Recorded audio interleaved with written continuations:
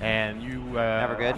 Yeah, and you lose your wife, and you early on you learn that these people living there think the ends of times are coming, and your wife has something to do with it. And Oh no!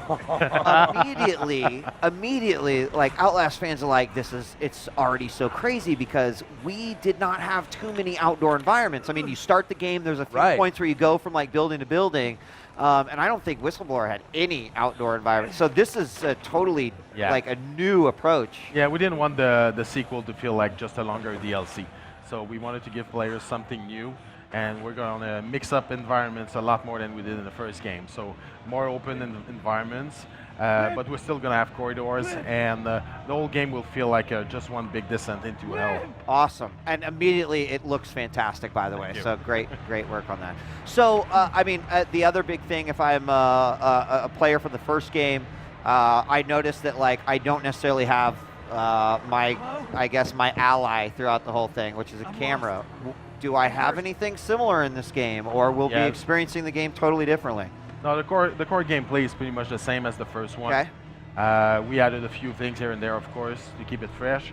But at its core, it's a game of exploration, running and hiding, and looking for batteries. Yeah, I was gonna say looking for batteries. Okay, Night there vision. we go. I was waiting There we for go. it. That's how I spent almost There the we entire go. damn game. The night vision. Now, You also note, gamers, 60 FPS camera 60 there for you FPS, guys. yeah, Just for 60, you guys. yep. It's not the same cameras. Yeah. now Oh, we got the battery worst, right away. The worst right. thing in the last game was bed hiding. Oh, we're still going to have that, but actually this time it's going to be fully analog. So the first game it was okay. digital. You were either under the bed Or you weren't. Yeah. Yeah, exactly. This one, you're more in control of your movements, but it also means that you may not be fully hidden. Maybe your legs. Oh, don't tell me. Oh, that first one Oh, yeah. freaked me out. They know you're there. Oh, I can't wait. Oh, I'm so excited to play this. So, I mean, like, and this character's coming in with no previous knowledge of what has happened. So, as a player, we sort of have this unique, like, okay, we know what this game is going to deliver, but we also get to experience the fact that the player, or the character, right, that we play.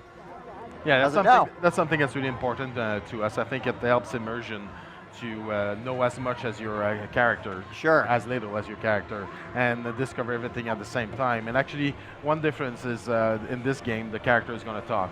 Oh, okay. So it's not going to be like he's always talking all the time. No, we don't want the player to go shut the hell up. Right. But we're using it as a narrative tool to give more information to the player. Do you feel like that gave you guys a bit more freedom to tell the story you wanted to tell? Was that limiting in Outlast 1? Yeah, I mean, from the first Outlast to the DLC, we worked harder on the story, and people seem to enjoy it. So this time we're going with a very much deeper storyline. And the first one was more like very in-your-face visual horror. Right. We're still going to do that, but we wanted to add layers of depth and really mess with the player's mind. I also noticed the camera had a decibel reader on it, and I see that, I'm like, well, there's no way that's not going to come into play. Yeah, sometime no. during the game. Oh my So God. I can't wait to. I can't wait to not be able to see anything, and then. Use the sound. Yes, exactly. Are there No, any? Sorry, I've is been it- hogging. I just want to Geek. know. I'm It's all good. It's all good. so excited. I know. I feel you. I played through the first game and I absolutely loved it.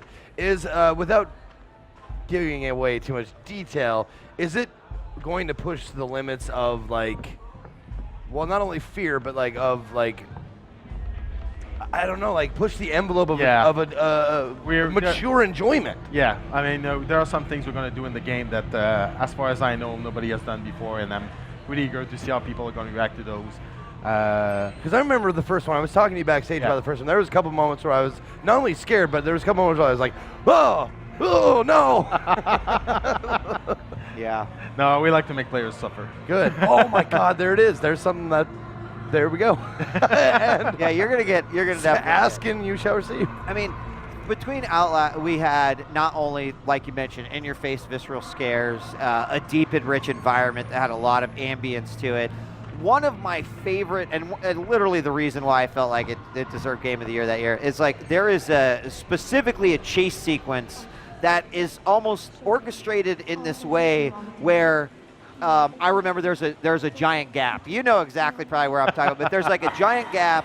And I felt like I was actually directing this movie that you put me into, in which like I was scared shitless, running down this hallway, hurtling over things, and then I remember looking back, and perfectly as I look back, this guy comes at me, and I actually take 2 steps back because I didn't think I could make that jump, and then made the jump. But it was that design that that like really put me in the place. Do you feel like immersion is certainly going to take this game to the next level? Yeah, I think it's the most important thing.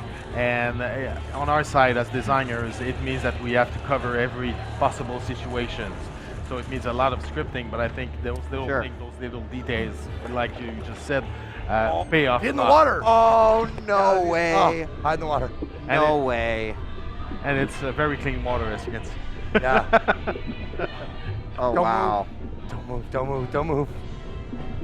I'm not the biggest fan of water. He can hold his breath for a while. I'm a little concerned here.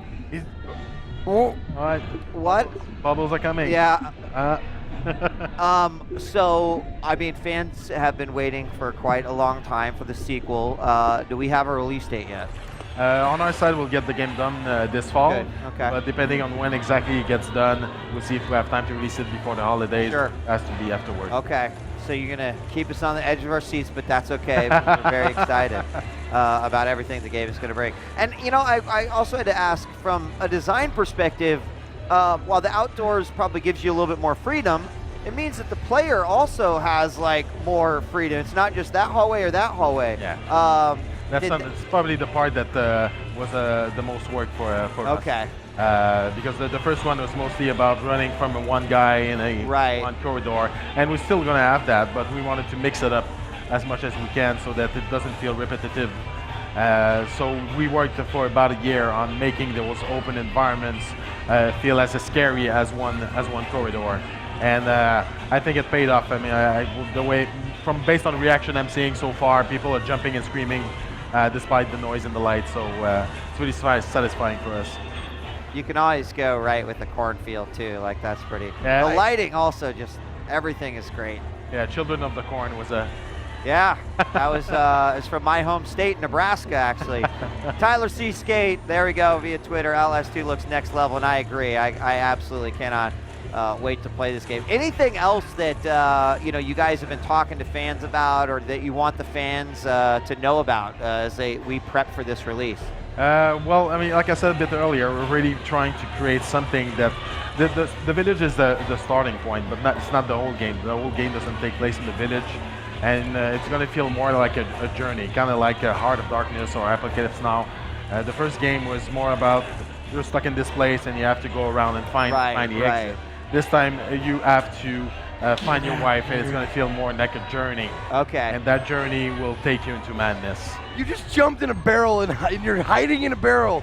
Who is playing this? You keep moving. You don't stop. And oh my God! And then you get that awful red battery flash. Power very wroth against us.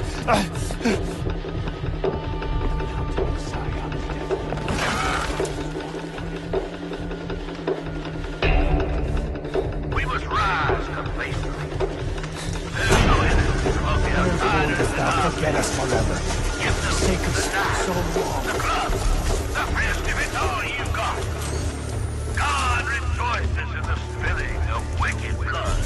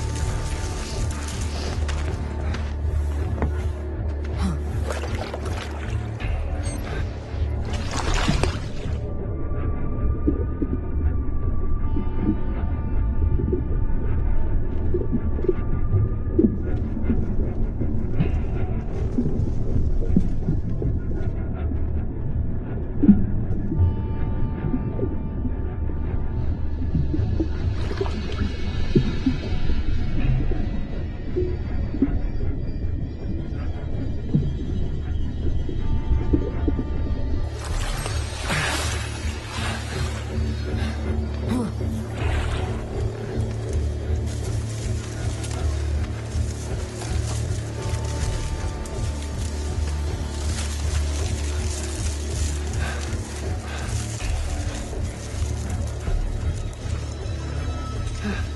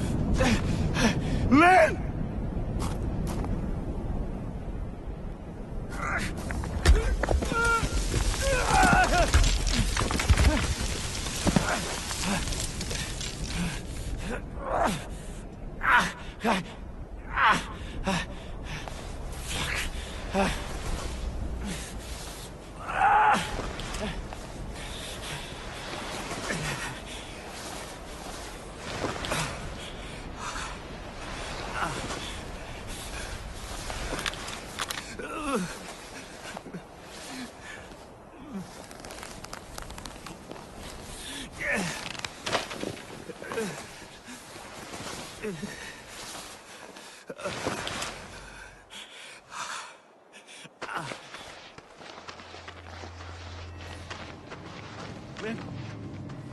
Lynn! Lynn! Lynn!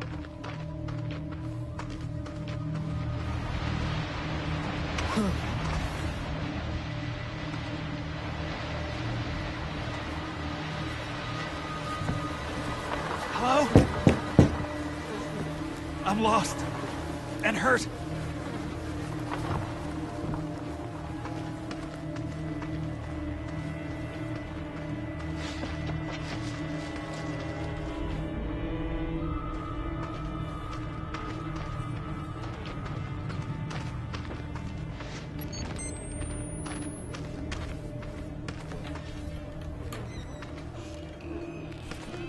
Is anybody there?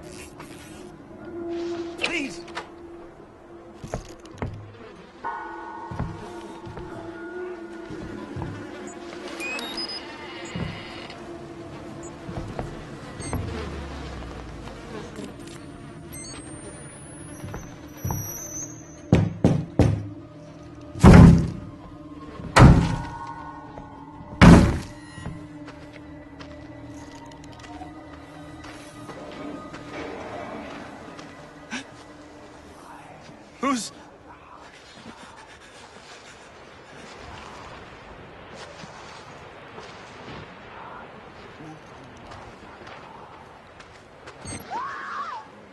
Jesus. Man. No.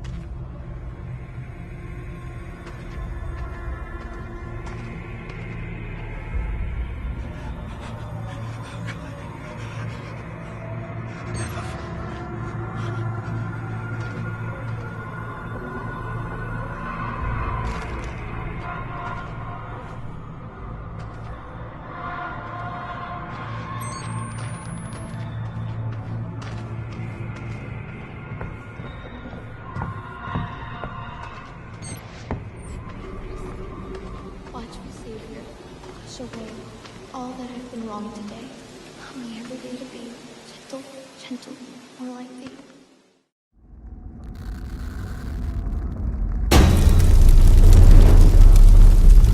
And there followed an angel, saying, Babylon is fallen,